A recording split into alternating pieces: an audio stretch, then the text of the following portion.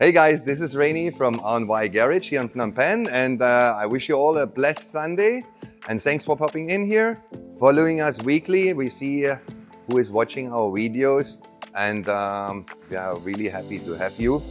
Let me go a little bit through this week's topic. We have to admit, we missed it again. The deadline was Khmer New Year. This is in around 10 days, and the car was supposed to be on the road. But now I decided just go with a vacation with my wife outside of the country, don't drive the car, and continuously steady build that car. So we missed it again this week, this Khmer New Year. But let me show you a few little features here of that car, what we built, what I created myself, and where we are actually. So what we are having in this car is one of our products. We are building with the American-run factory here in Phnom Penh. Our 80 series, Land Cruiser 80 series, Land Cruiser 105 series aluminum radiators. They are under American standard controls, and we are importing them through this company made in China. But as you know, also China has their different standards. This is a 3-core radiator for that model. We are selling them here. I can tell you the price is $265, but it is an amazing unit. What we are avoiding is we had in the early years very often with the plastic caps, the radiators would be good, 2-core or 3-core. We prefer 3-core for the diesel engines. But the crimping of the plastic tanks would leak. And this can overheat your engine and can be a fatal engine damage. So we are very happy to have this product here in the house. And in the future, we will offer this to our clients. We have still some in stock, and this will be the thing we are installing in the future for you guys. A dual battery system. With 2 Yuasa batteries, we are using them exclusively, only Yuasa. They last me now, they're still fresh, 2022. I have them now 3 to 4 years, and they are very solid, always strong. We had other brands which started leaking, which had issues. We are not just connecting them parallel, that we have them always on. We are also using a simple breaker relay, 12 volt, which we can switch on. Let me show you, which we can switch on. It's hidden here with the switch according to the charging. I like to do that manually instead of trusting in some control units or whatever. They say 14 volts, it's full, it's switching off, switching on. I like to watch on the cars, on my gauges, and see, are my batteries fully charged? And can I separate them now? When I'm going camping, that one is always unplugged from my starter battery. So when I'm going camping and I have my music running or I have my light on, which will be later installed, I'm sure it's only running through that battery. And on Sunday, when I'm leaving the place, I'm still having a full starter battery. Very important. So that's why we installed that relay. Still, we can switch it on to have a healthy and fresh cranking for the engine. But when we don't need it, we can switch it off again. The power steering reservoir tank where the power steering fluid is in. Don't you know, on your 80 series or 100 series, you have those tanks and they always leak on the seams. I have plenty of them. So I gave up on the original ones, which I have to reseal and glue, and it would spoil the engine bay. We are giving it a try with that aftermarket power steering tank here.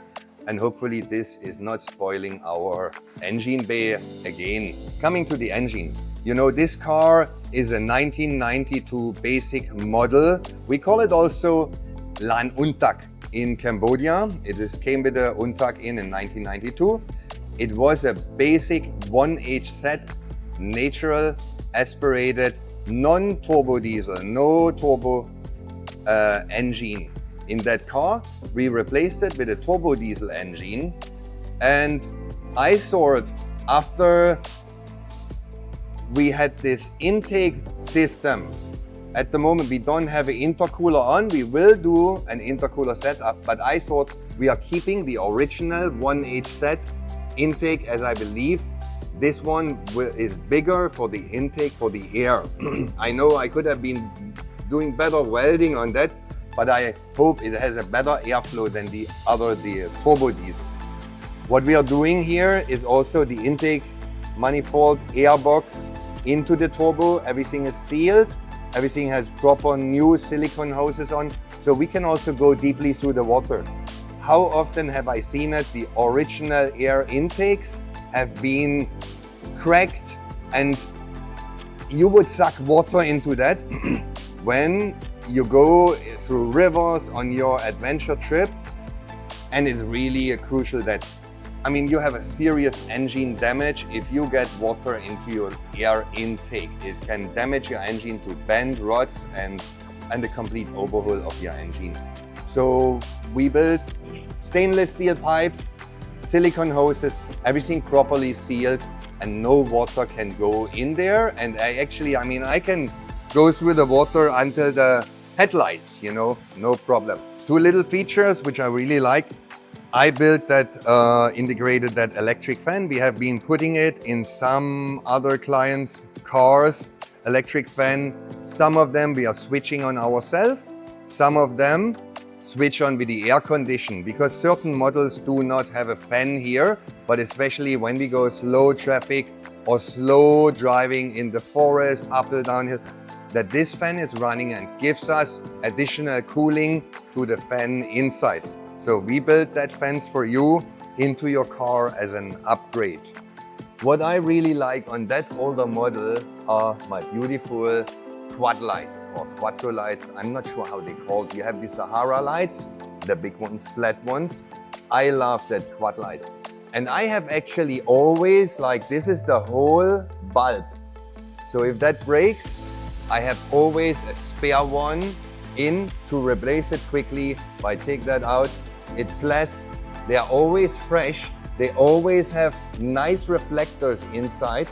Because if you have the Sahara lights in, okay, some cars come with that, the newer models, but this one with that lights, the reflectors after so many years are just damaged and you don't have good light anymore. So these quad lights, if they break, if your reflector is gone, you just replace them. And you know what? They're coming like for $13 or $15 a piece. So can you imagine you're replacing your quad light for $15 and you have a brand new reflector in? Isn't it amazing? You see where we are here in the engine bay. The engine is running, it's lubricated, it has everything it needs, it starts, it's running. It's not the problem.